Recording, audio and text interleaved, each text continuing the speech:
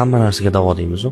Haqiqatan ham vaqt hamma narsaga davo ekan. Eng zo'r dori vaqt ekan. Inson ba'zi kunlarni o'tmaydi deb o'ylaydi, lekin bilmaydiki o'sha o'tmaydi degan kunni ertasida yashab yurgan bo'ladi. O'tmaydi degan haftalarini keyingisida yashab yurgan bo'ladi. Haqiqatan ham bu kunlar emas, bu g'amlar emas, bu muammolar emas, bu hafta, bu oylar, bu yillar emas, bir umr o'tib ketadi. Hamma narsa o'tib ketadi hayotda. O'tmaydi, mana shuni qolib ketaman deb o'ylaydi, lekin bir ko'zini ochib yumadiki, hamma narsa esdan chiqib ketadi. Yaqin insonlar beganaga aylanadi. Begana bo'lgan insonlar atrofiga yig'ilgan bo'ladi. Shunaqa hayot. Vaqt hamma narsaga davo. Sabr qilishni bilish kerak odam. Hamma narsa o'tib ketadi. Kechani eng qorong'u payti ertalabga yaqin payt. Qiyinchilik kuchayib ketgan, sizga nisbatan adolatsizlik, zulmlar kuchayib ketgan paytda yorug' kunlar kelishiga ozgina qolgan bo'ladi. Zulm ustamlar kuchayib ketgan paytda yaxshi kunlarga ozgina qolgan bo'ladi. Doim shunaqa bo'lib kelgan o'zi. Qiyinchiliklar kuchayib ketdimi, demak ozgina qoldi osonchilik keladi. Osonchilikka yaqin paytda qiyinchilik kuchayadi. Nurga yaqin paytda zulmat kuchayib ketadi. Lekin baribir o'tadi. Hamma narsa o'tib ketadi. Siz umringiz o'tib ketadi. Bilmay qolasiz.